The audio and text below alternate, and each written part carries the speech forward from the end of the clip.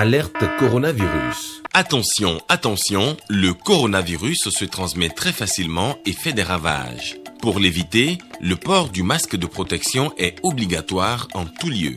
Dans l'administration publique ou privée, dans les réunions, les rencontres, dans les marchés, les magasins, les boutiques et lors des déplacements, le port du masque est obligatoire. Même dans les lieux privés, dès lors que l'on n'est pas seul, le masque doit être le fidèle compagnon. Mais attention, le port de masque de protection ne dispense nullement d'appliquer les autres mesures de prévention, notamment le lavage des mains à l'eau et au savon et l'observance de la distance de sécurité sanitaire d'au moins 1 mètre entre personnes. Enfin, s'abstenir de porter des gants en vue du lavage régulier des mains à l'eau et au savon ou de l'application de gel hydroalcoolique. Pour tout savoir sur l'épidémie du coronavirus au Bénin, rendez-vous sur le site web www.gouv.bj/coronavirus. Ceci est un message du gouvernement de la République du Bénin. Bienvenue à tous à la une de ce journal la présidentielle d'avril 2021. Le parti Union progressiste affine sa stratégie de communication. Le bureau politique a planché ce samedi sur la question. Les États-Unis appuient le Bénin dans sa riposte contre le Covid-19. Le gouvernement américain a fait don de matériel de sensibilisation et d'équipements de protection au ministère de la Santé.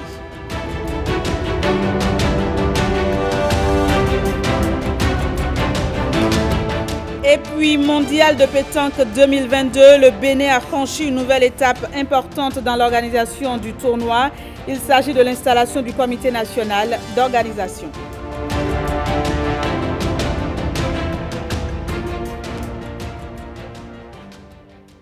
À nouveau, bienvenue si vous nous rejoignez sur la chaîne nationale. L'Union progressiste peaufine une stratégie de communication adaptée pour aller à l'assaut des populations dans le cadre du scrutin présidentiel.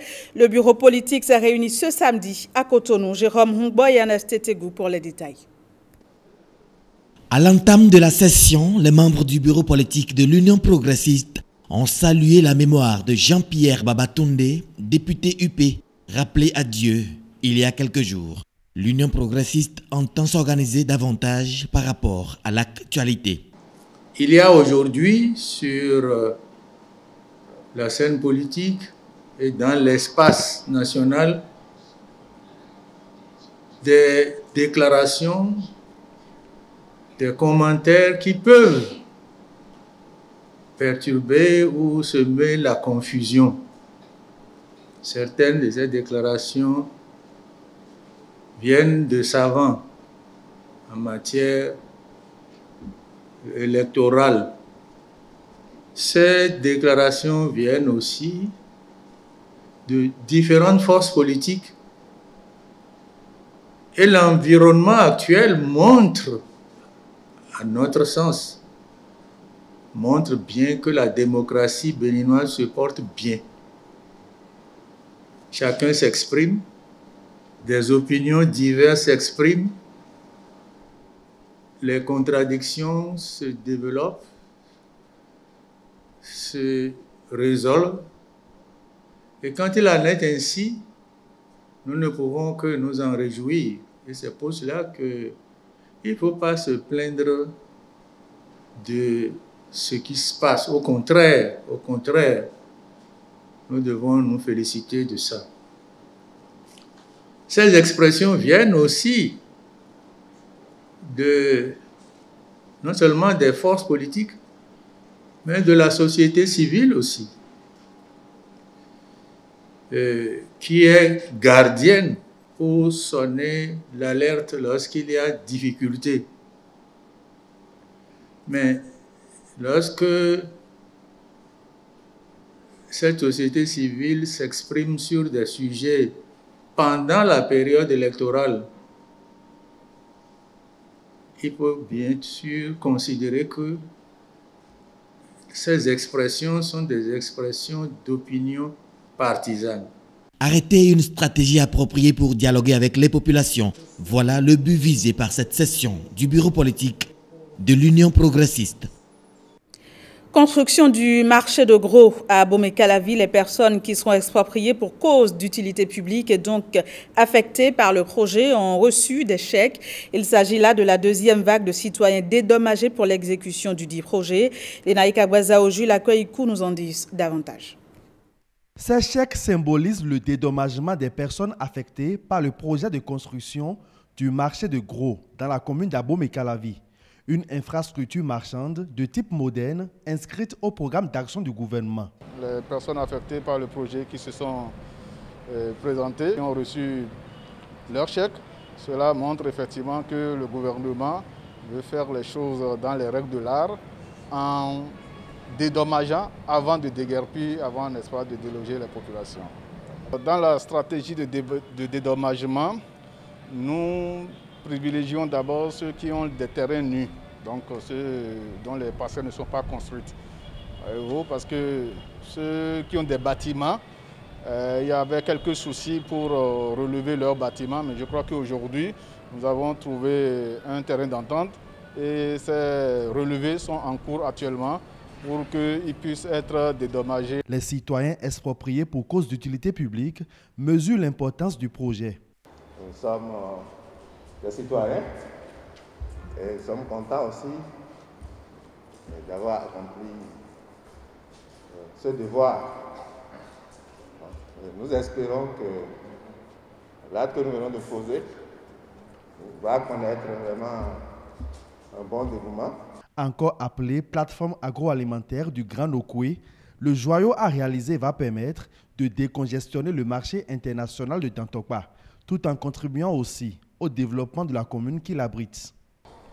Bomé-Calavi s'en félicite et sera toujours disponible pour accueillir d'autres projets initiés par le gouvernement. Je voudrais encore tout particulièrement remercier et féliciter les personnes affectées par le présent projet qui en ont saisi l'enjeu et qui ont librement accepté de nous accompagner dans le processus de sa réalisation. C'est vous qui avez accepté de coopérer afin que vos biens soient mis à la disposition de la communauté pour la réalisation de ces infrastructures. C'est pourquoi, au nom du gouvernement, nous vous en savons infiniment gré. Soyez notre porte-parole auprès de vos voisins afin qu'ils finalisent les procédures pour que nous puissions ensemble voir l'aboutissement de ce grand projet. Le site est déjà remis à l'entreprise en charge des travaux et le chantier sera bientôt lancé, juste après quelques autres formalités administratives. Je vous le disais en titre, le gouvernement américain met à disposition du Bénin du matériel de sensibilisation et des équipements de protection contre le coronavirus. Le but est d'intensifier la lutte en milieu communautaire dans 3 départements. Le don a été réceptionné par le ministre de la Santé ce vendredi à la mairie d'Abomey-Calavi. Regardez. Des dispositifs de lavage des mains, des masques réutilisables, des bidons de savon liquide, ainsi que des mégaphones et des haut-parleurs pour la sensibilisation. C'est un nouvel appui de l'USAID et donc des États-Unis d'Amérique à la lutte anti-Covid au Bénin et destiné à renforcer la réponse communautaire à la pandémie dans les départements de l'Atlantique, des collines et du Mono, notamment au niveau des centres de santé, des établissements scolaires, des brigades sanitaires et des équipes mobiles d'intervention rapide. Un vaste programme qui sera piloté par les organisations non gouvernementales, DEDRAS et BUPDOS. Jusqu'à présent, le Bénin a été épargné par le pire de la pandémie. Nous devons tous rester vigilants pour éviter que cette maladie se propage davantage. C'est pourquoi je suis ici aujourd'hui, représentant les États-Unis, pour faire notre part dans la lutte contre la pandémie au Bénin. Pour le gouvernement béninois, cet accompagnement vient à point nommé dans un contexte marqué par la recrudescence de la pandémie, une augmentation du nombre de décès et les mutations du virus. Madame l'ambassadeur, cette cérémonie m'offre encore une fois l'occasion de saluer votre engagement tangible aux côtés du ministère de la Santé et surtout du gouvernement du Bénin face à cette pandémie de la Covid-19. Je voudrais donc saisir cette opportunité pour vous renouveler les remerciements du gouvernement du Bénin et de son chef, le président Patrice Talon, à vous, à votre gouvernement et au généreux peuple américain pour cet important appui qui va booster la riposte contre la COVID-19. Pour les départements bénéficiaires, ces différents dons vont permettre de limiter la transmission. Vous constatez avec moi que l'initiative de ces ONG s'inscrit parfaitement dans la dynamique de la vision du chef de l'État et de son gouvernement qui est de lutter efficacement contre cette maladie, cette pandémie qui ne cesse de défier tous les pays du monde. C'est pourquoi, au nom de mes collègues et des populations des départements de l'Atlantique, des collines et du Mono, et à mon nom propre, je tiens à témoigner ma profonde gratitude à Madame l'ambassadeur des États-Unis d'Amérique près le Bénin et à travers elle à tout le peuple américain pour ce précieux accompagnement aux efforts inlassables du gouvernement de son Excellence M. Patrice Talon, président de la République, qui de façon intelligente et méthodique œuvre inlassablement à juguler cette pandémie. Ce geste du peuple américain est rendu possible grâce à une enveloppe globale de près de 2,5 milliards de francs CFA prévue pour la riposte contre la COVID-19 dans tout le Bénin. Même registre, Mercy Chips a elle aussi manifesté son soutien au Bénin dans la lutte contre la pandémie de Covid-19. L'ONG vient de mettre à la disposition des autorités béninoises des équipements. Ceux-ci ont été réceptionnés au ministère de la Santé. Jean-Claude James et Benjamin Denayon. Dans ce camion, tout un lot d'équipements destinés à renforcer la riposte contre la Covid-19. Un nouveau don de Mercy Chips et de ses partenaires au Bénin. Aujourd'hui, nous mettons à la disposition du ministère de la Santé près de 80 000 pièces d'équipements de protection individuelle et d'une valeur globale de 80 millions de francs CFA. Nous allons continuer notre effort, peut-être demain dans la vaccination, mais dans les autres moyens de prévention ou de prise en charge de la COVID-19 dans ce pays. Nous avons pu réaliser cette opération avec l'appui de la Fondation MSC, Compagnie Maritime Internationale, partenaire de Mercy Chips, et ici à Cotonou, avec l'appui sur les questions logistiques de Medlock. Un partenariat et une amitié de longue date avec le Bénin expliquent ce nouvel élan de solidarité de cette ONG internationale. La mise à disposition ce jour de ce lot de matériel et d'équipement constitue une illustration parfaite de cette solidarité-là. Je voudrais donc saisir cette opportunité pour renouveler les remerciements du gouvernement du Bénin à vous, monsieur le représentant, et à l'ensemble du directoire de Mercy Chips et à vos partenaires. Au total, 11 pays d'Afrique ont bénéficié de ce geste de Mercy Chips, l'hôpital flottant qui, depuis 1990, a déjà visité 5 fois le Bénin pour des soins chirurgicaux. Abdou Aziz Sobale Taïrou est désormais docteur de l'Université d'Abomey-Calavi en sciences et images. Il a soutenu sa thèse sur le thème « L'authentification par la biométrie multimodale sans contact, stratégie de fusion de scores basée sur l'approche séquentielle adaptée à l'utilisateur ». Il s'en est sorti avec la cote A, unanimement décernée par le jury. Justin Pouguet. L'ambiance est studieuse, le discours truffé de thèmes techniques. Le raisonnement porté sur des équations à plusieurs inconnus. Abdou Aziz Sobale Taïrou, tout au long de cette soutenance de thèse, a parlé multibiométrie. Nous avons de façon concrète mis au point un nouvel algorithme pour la fusion séquentielle adaptée de score et provenant de 3 modalités. La modalité du visage, pour la reconnaissance faciale, la couleur de peau et également l'empreinte digitale.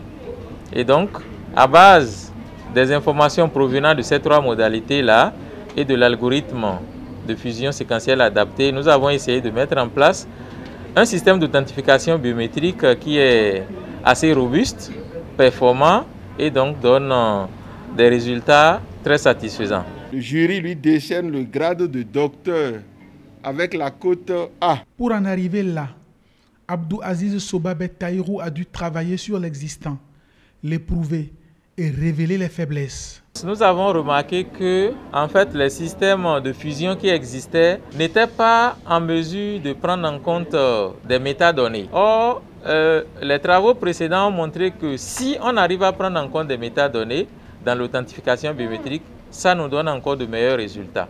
Et donc, nous avons essayé de concevoir un nouveau système qui arrive à intégrer les métadonnées dans la fusion de scores biométriques. Mais également, nous avons mis au point une nouvelle technique qui consiste à faire l'authentification par la couleur de peau. Quelles applications peut-on faire des travaux de Abdou Aziz Sobabé? En matière d'inclusion financière, essentiellement on va dire l'inclusion financière mobile, c'est que sur la base des résultats obtenus, des méthodes que nous avons essayé de mettre au point, nous allons développer des techniques d'authentification biométrique qu'on pourra implémenter dans les applications, dans les téléphones mobiles.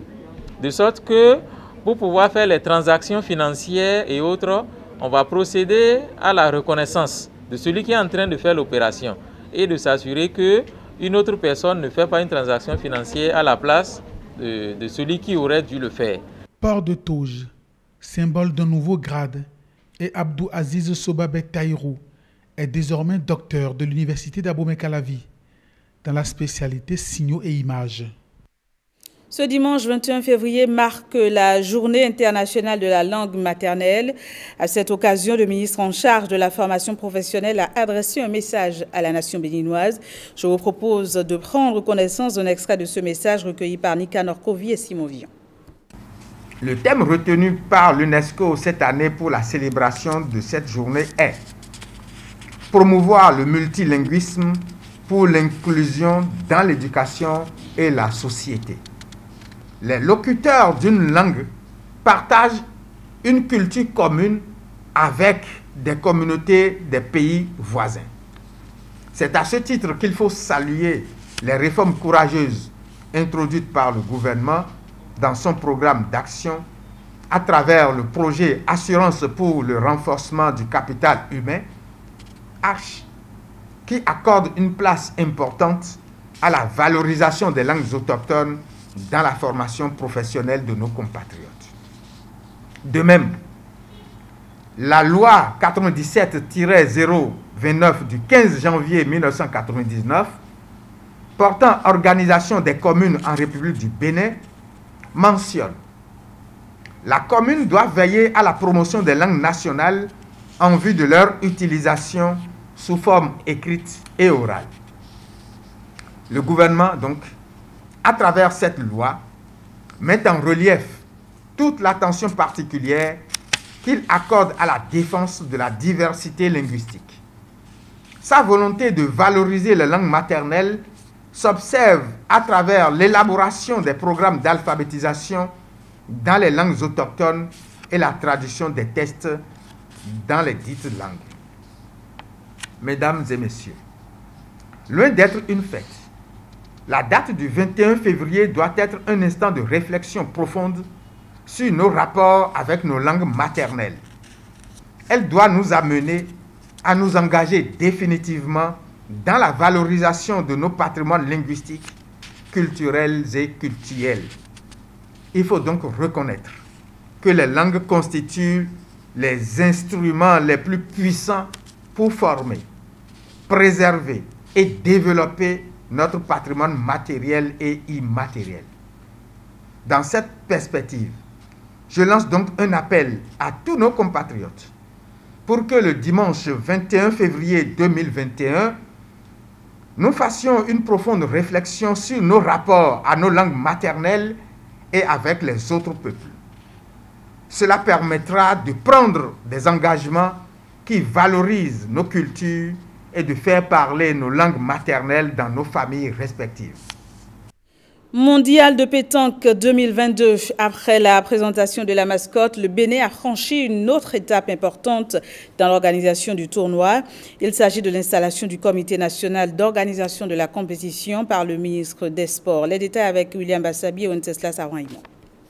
Je voudrais donc, par ces mots, annoncer l'installation officielle du comité d'organisation de la 50e édition de la Coupe du Monde de pétanque qui aura lieu au Bénin en décembre 2022. Je vous remercie.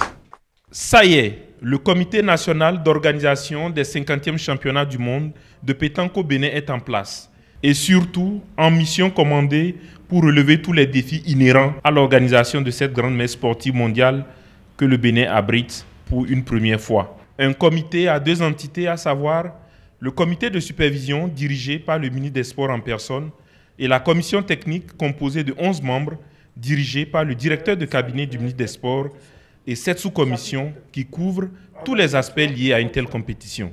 Article 3.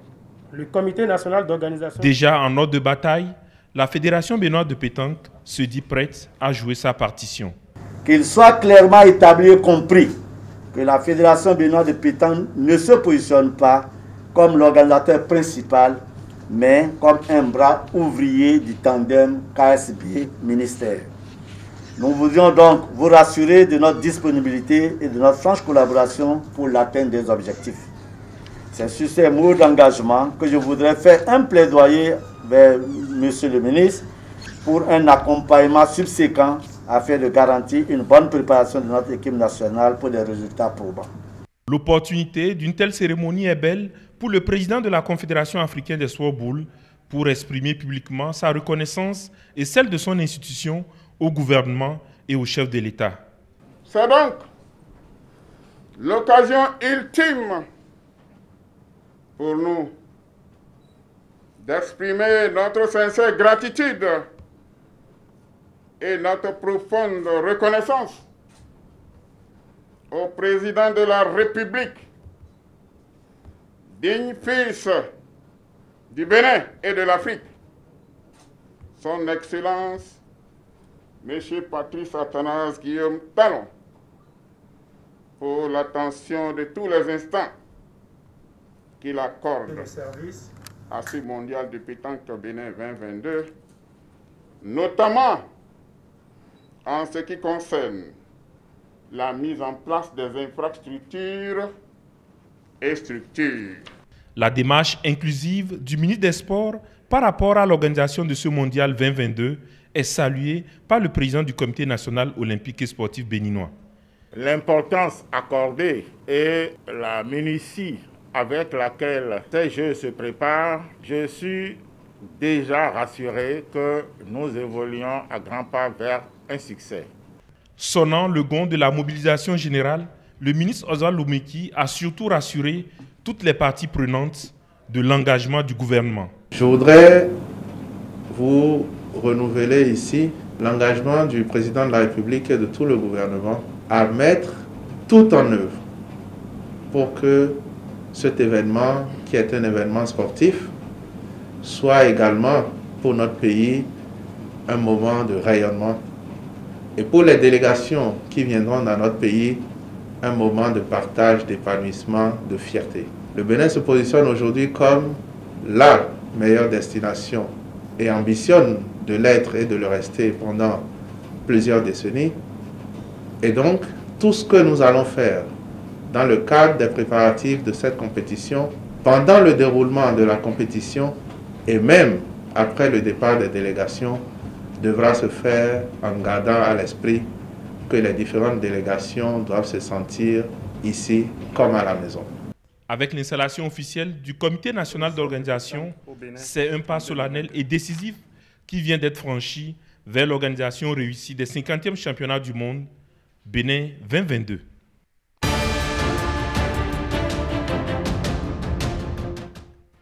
Et puis, au Nigeria, suite à la bavure militaire du 20 octobre dernier survenue à Lagos, les victimes réclament toujours justice.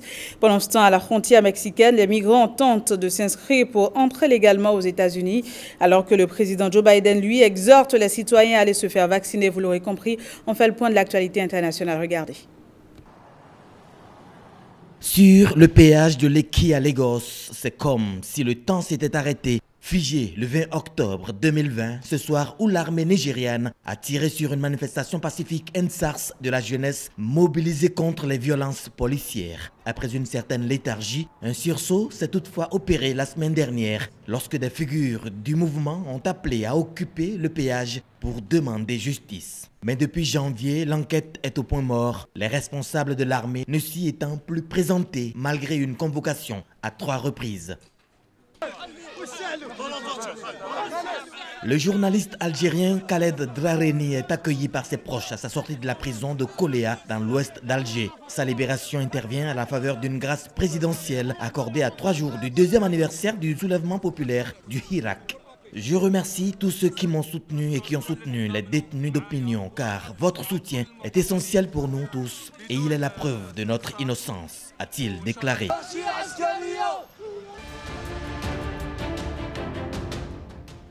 Premier jour de la grande réforme de l'immigration du président américain Joe Biden, les migrants à Ciudad Juárez, à la frontière mexicaine avec les États-Unis. Ils essaient sans succès de se connecter à une page web pour prendre rendez-vous afin de se rendre au pays de l'oncle Sam pour leur procédure d'asile. Dans le cadre du programme Restez au Mexique de l'ancien président Donald Trump, des dizaines de milliers de demandeurs d'asile non mexicains, pour la plupart originaires d'Amérique centrale, ont été renvoyés à la frontière en attendant le résultat de leur demande. Pendant ce temps, le président américain Joe Biden se dit prêt à entendre les idées du Congrès sur la manière de rendre le plan d'aide face au Covid meilleur et moins cher. C'était lors de sa visite d'une usine Pfizer à Portage, en banlieue de Kalamazoo, dans l'État de Michigan. Au cours de son discours, il déclare également que les vaccins sont sûrs et demande au peuple américain de se faire vacciner. S'il y a un message à faire passer à tout le monde dans ce pays, c'est bien celui-ci. S'il vous plaît, pour vous-même, votre famille, votre communauté, faites-vous vacciner quand ce sera votre tour et qu'il sera disponible. C'est comme ça qu'on peut vaincre cette pandémie.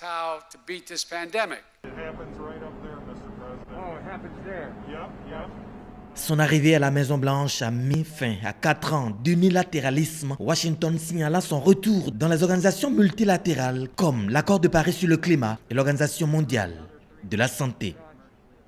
Et pour finir, le président argentin Alberto Fernandez a demandé la démission de son ministre de la Santé après qu'il a été révélé vendredi que des personnes de son entourage avaient été vaccinées contre le Covid-19 dans son bureau sans avoir à demander un rendez-vous comme les autres Argentins. Une source gouvernementale a déclaré à l'AFP que M. Fernandez a chargé le chef de cabinet Santiago Cafiero de demander la démission du ministre de la Santé. Un exemple de résultat d'insuffisance de discipline.